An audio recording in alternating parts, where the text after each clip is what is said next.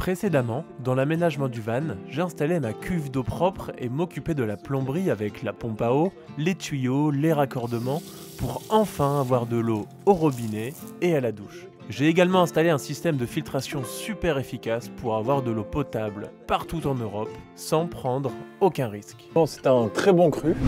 Salut à toi derrière ton écran, j'espère vraiment que tu vas bien. Je sais pas toi, mais en tout cas ici les températures commencent à baisser tout doucement. Et si je veux faire mon premier voyage fin décembre, il va falloir installer un petit chauffe-eau pour avoir de l'eau chaude. Et puis moi le but c'est quand même de vivre à l'intérieur de ce van pour un tour d'Europe à durée indéterminée. Donc voilà, il me fallait quand même un minimum de confort avec ce chauffe-eau qui fait 3 litres de contenance.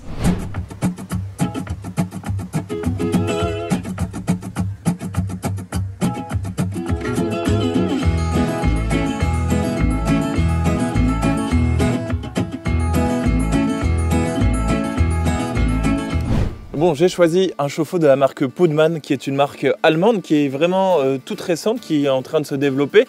Je l'ai choisi puisque leurs chauffe-eau sont vraiment d'une forme un peu cubique et je trouve ça plus pratique à installer dans des petits espaces.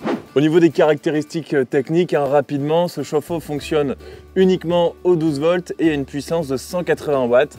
Donc il va chauffer à 80 degrés les 3 litres d'eau à l'intérieur et ça en 75 minutes. C'est pas le cas de tous les modèles Pullman, mais celui-ci en tout cas peut être mis sous pression et ça c'est super important puisque moi j'ai une pompe qui envoie constamment dans mon circuit d'eau 2 bars de pression et ce chauffe-eau-là résiste jusqu'à 2,3 bars, donc c'est aussi pour ça que je l'ai choisi. Bon allez, on va aller le mettre en place, tu vas voir dans le compartiment plomberie, j'ai vraiment plus beaucoup de place, ça va être un petit peu ric-crac. Ensuite on va faire tous les raccordements d'eau à la douche et au robinet. Puis on va finir par faire quelques tests, voir combien il consomme exactement. Et si je peux tenir avec ça sur ma batterie au lithium de 200 ampères-heure.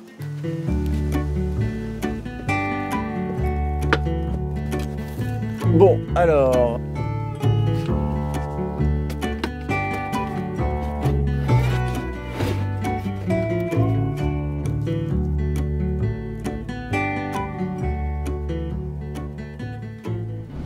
Bon et bien voilà, tu vois, je t'avais pas menti, l'emplacement du chauffe-eau c'est vraiment tout juste, il aurait vraiment pas fallu un 6 litres en termes de capacité. Actuellement le chauffe-eau repose sur ce tuyau d'évacuation, donc ça c'est pas très bon. Comme tu peux le voir, il ne touche pas du tout le plancher, donc je veux lui construire une sorte d'estrade, une base solide sur laquelle le chauffe-eau va pouvoir reposer.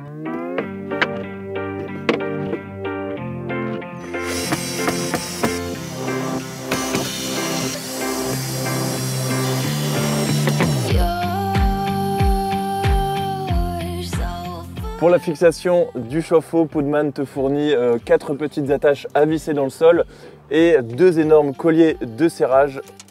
Bon, moi personnellement, je ne vais pas les utiliser, je vais plutôt prendre ces sangles, 2 sangles comme celle-ci que je vais venir prendre en dessous de mon estrade pour fixer le tout. Bon, ça devrait le faire.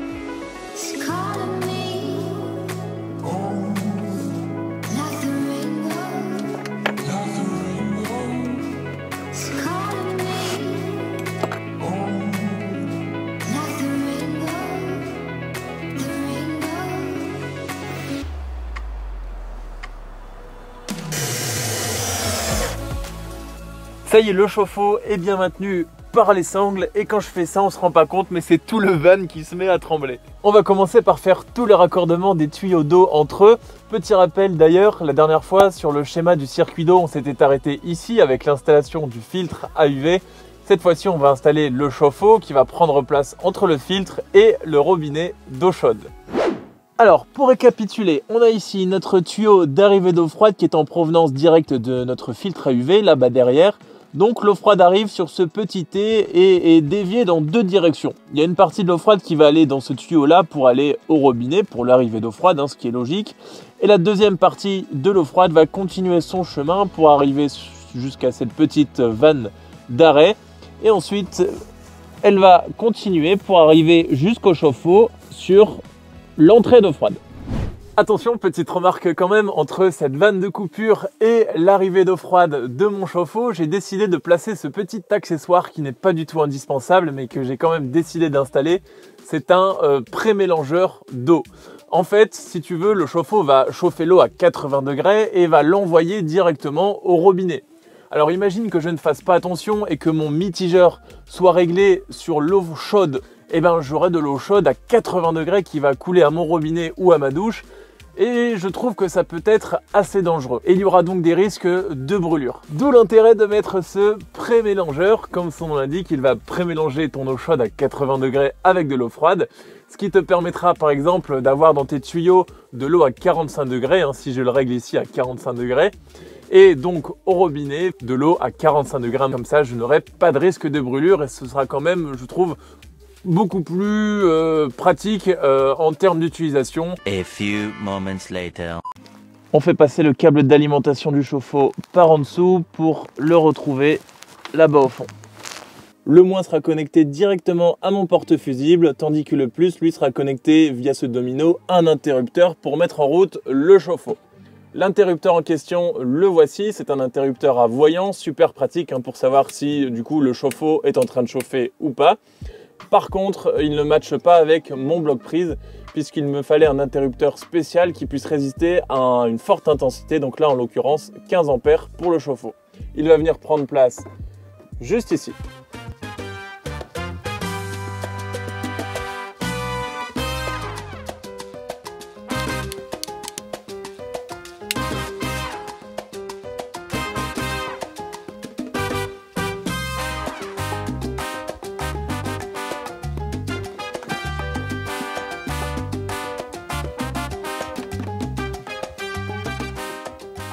Bon voilà, le chauffe-eau est définitivement relié au reste de l'installation électrique.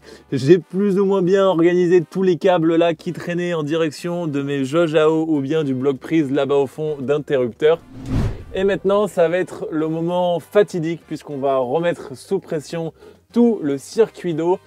Et c'est le moment le plus stressant puisqu'il peut y avoir d'éventuelles fuites. En plus, tu n'as aucune place là pour tout éponger, donc c'est vraiment catastrophique.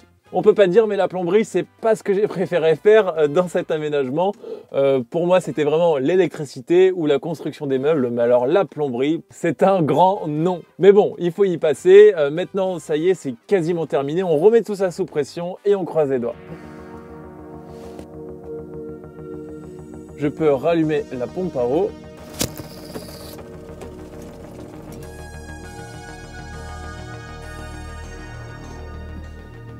Voilà là.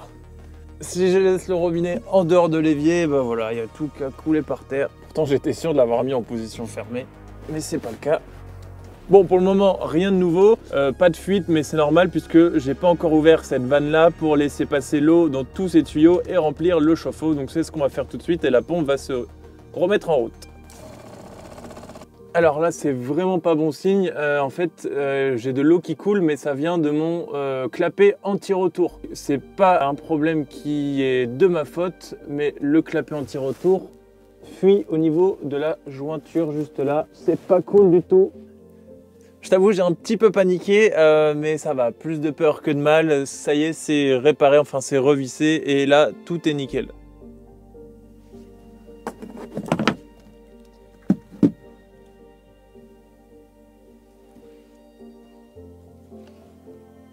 Bon écoute, je te prends rapide parce que là, mon pire cauchemar est en train d'arriver. J'avais resserré le clapet anti-fuite, donc il n'y avait plus de goutte à goutte. Et je sais pas, ma pompe à eau s'est mise à fuir par en dessous. Ça vient même pas des raccords.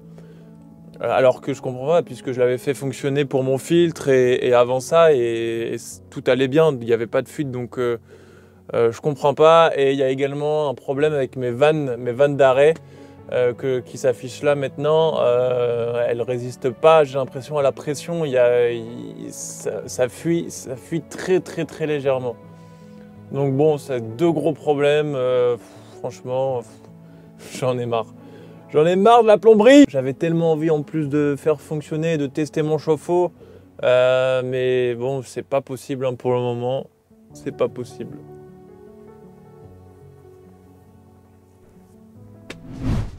Et salut, voilà, ça fait 10 jours depuis le dernier plan où j'étais en totale dépression, comme tu as pu le voir. Ça y est, j'ai retrouvé le sourire. Il s'est passé plein de choses et je vais t'expliquer un petit peu tout ce qui s'est passé. Bon, déjà, excellente nouvelle, il faut que tu saches que tout mon circuit d'eau est fonctionnel, il n'y a plus aucune fuite, mais j'ai pas encore testé la mise en marche du chauffe-eau. Ce qui s'est passé, c'est que ma pompe à eau fuyait, je ne te l'avais pas montré, mais elle fuyait, à mon avis, la membrane de la pompe à eau a dû se casser, se fissurer, ce qui a provoqué cette fuite. Quelle en est la cause? En fait, j'ai dû toucher à la vanne de dépressurisation du chauffe-eau, je te montre ça en image, et ça a dû envoyer un gros coup de pression d'eau dans la pompe, la membrane s'est fissurée, ça s'est mis à fuir. Malheureusement, donc c'est de ma faute, j'ai changé la pompe à eau. Et pour le petit problème de fuite au niveau des vannes d'arrêt, je les ai changées pour des vannes en laiton et pour le moment, il n'y a plus de problème, il n'y a plus de fuite et j'espère que ça va rester comme ça surtout. Je suis super content du coup puisque pour la toute première fois, on va pouvoir mettre en route le chauffe-eau. On est à l'arrêt, moteur éteint, j'ai ma batterie auxiliaire au lithium qui est rechargée à 100%, j'ai donc 200 ampères-heure de disponible. On va attendre 75 minutes que le chauffe-eau ait le temps de chauffer et ramener l'eau à 80 degrés. Puis dans 75 minutes, on verra combien de courant on aura consommé. Et puis on verra aussi tous les petits réglages par rapport au pré-mélangeur d'eau froide, d'eau chaude. Et puis si l'eau est bonne, quoi, si l'eau est vraiment chaude. Bon, déjà, ce qu'on peut remarquer, c'est que le chauffe-eau consomme... Alors là, je viens de l'allumer, ça fait même pas une minute. Hein. Le chauffe-eau consomme 220 watts, alors qu'il est annoncé à 180 watts. C'est peut-être parce que c'est le début, je sais pas, on va contrôler ça durant les prochaines minutes. Ça fait très exactement 44 minutes que j'ai allumé le chauffe-eau et je vois là que ça commence à s'écouler, il y a un petit goutte à goutte. Ça se trouve au niveau de cette vanne. On voit que l'eau s'évacue par vague en fait. Sur internet, j'ai vu que c'était une soupape de sécurité pour permettre de faire sortir la pression en trop lorsque l'eau commence à chauffer. Donc à mon avis, je vais devoir raccorder ici cette sortie vers en dessous du véhicule. Mais je ne sais pas comment je vais m'y prendre pour faire ça par contre. Ça fait très exactement 58 minutes qu'on a allumé le chauffe-eau et il vient de s'arrêter de chauffer. Je le vois puisque sur l'application, on est en train actuellement de consommer 3 watts, ce qui équivaut à 0,26 ampères. À mon avis, ça vient même pas du chauffe-eau, ça doit venir peut-être des petites LED qui sont allumées, de la pompe à eau par exemple. J'imagine que s'il a arrêté de chauffer, c'est qu'il a atteint sa température maximale de 75-80 degrés en 58 minutes, ce qui est très raisonnable. On va essayer d'allumer le robinet. Donc là, on est pour le moment en eau froide. Je vais tourner le mitigeur vers l'eau chaude. Ouais, j'ai de l'eau chaude, j'ai bien de l'eau chaude qui coule. Ça fait bizarre d'avoir de l'eau chaude à l'intérieur de son van. Bon, l'eau est pas très chaude puisque j'ai réglé peut-être ici le pré-mélangeur vers le milieu. Je vais essayer de le mettre vers un petit peu plus chaud. Bon, là en tout cas, j'ai plus du tout d'eau chaude. C'est de l'eau froide qui sort du robinet. Alors, je sais pas, mais j'ai l'impression que c'est allé très très vite. J'ai pas l'impression d'avoir utilisé 3 litres d'eau à 80 degrés, même pré-mélangée avec de l'eau froide, de l'eau mitigée. Ça va très vite, ou alors je sais pas, c'était peut-être pas chauffé à fond. Mais voilà, je vais faire quelques tests et puis je te dirai tout ça en conclusion dans quelques secondes pour toi. Ok, j'avais compris, je viens de te dire n'importe quoi, mais c'est pas totalement de ma faute, puisque en fait, le robinet du pré-mélangeur, il est inversé. Quand je tournais vers le chaud comme ceci, en fait, ça ouvrait le froid, et quand je pensais aller vers le froid, en fait, ça ouvrait le chaud. Donc en fait, en voulant ouvrir l'eau chaude, j'ai finalement bloqué l'eau chaude et c'est pour ça que j'avais de l'eau froide au robinet et je pensais que j'avais utilisé déjà mes 3 litres d'eau, mais en fait pas du tout. Et ça, franchement, ça donne le smile. 2 weeks later. Ça fait déjà 15 jours depuis le dernier plan que tu viens de voir. Nous sommes actuellement le 12 décembre et il fait gelé. Ça fait 5 jours au moins qu'on a des températures négatives. Donc l'eau de ma cuve est très très froide. J'ai pu tester ces 15 derniers jours plusieurs fois le chauffe-eau. Et résultat des courses, je suis super satisfait, franchement je ne pouvais pas rêver mieux. Toutes les fois que je l'ai testé, il a atteint sa température maximale entre 50 minutes et 1h10, donc ce qui est plutôt raisonnable. Ça dépend bien évidemment de la température de ton eau. Moi l'eau de la cuve, enfin la cuve est à l'intérieur du van, mais ça n'empêche qu'elle est très très froide, surtout en ce moment. En termes de consommation électrique maintenant, alors bien évidemment il faudra prioriser le fonctionnement du chauffe-eau moteur allumé pendant que tu roules. Après dans mon cas ce n'est absolument pas une obligation, puisque je te le rappelle, j'ai une grosse batterie auxiliaire au lithium de 200 Ah et j'ai fait des tests. À chaque fois que j'ai mis en route mon chauffe-eau, il n'a jamais consommé plus de 20 Ah pour atteindre la température maximale. Donc 20 Ah, ça correspond à seulement 10% de la capacité de ma batterie. Donc comme tu vois, c'est vraiment pas grand chose. Le fabricant donne une puissance de 180 watts pour ce chauffe-eau. Moi je n'ai jamais atteint cette puissance là, j'étais plutôt autour des 210-220 watts. Mais en tout cas, franchement, il consomme pas grand chose. Enfin, forcément, tout dépendra de ta batterie. Une fois que les 3 litres d'eau de ton chauffe-eau ont atteint la température maximale, le chauffe-eau va s'arrêter, donc tu vas passer de 220 watts à 0. Et j'ai remarqué que le chauffe-eau allait maintenir automatiquement la température au max. Donc par exemple, c'était à peu près toutes les 4-5 minutes, il va se remettre en route à 220 watts pour remettre un petit coup de chauffe. Ça dure pas longtemps, hein, 30 secondes, 30-45 secondes, ça s'arrête. Et ça reprend, ça s'arrête, ça reprend, et ainsi de suite, jusqu'à temps que tu coupes l'alimentation électrique du chauffe-eau pour arrêter complètement la chauffe. J'ai donc 3 litres d'eau à 80 degrés et à l'aide de mon pré-mélangeur dont je t'avais parlé un petit peu plus tôt, j'arrive à avoir largement assez d'eau chaude pour pouvoir prendre une douche ou faire ma vaisselle. Bien sûr, tout dépend à quelle température tu règles ton mitigeur. Et là, l'eau qui sort est même trop chaude. Après, bon, j'ai les mains gelées, donc je suis pas vraiment objectif. Mais largement assez, 3 litres, c'est largement assez. Franchement, je regrette absolument pas mon choix.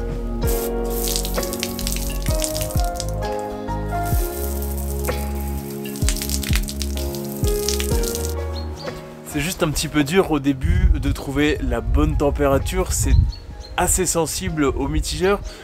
Mais une fois que j'avais trouvé la bonne température au niveau du pré-mélangeur, et ben c'était beaucoup mieux et ça allait beaucoup plus vite et on gaspillait du coup beaucoup moins d'eau chaude.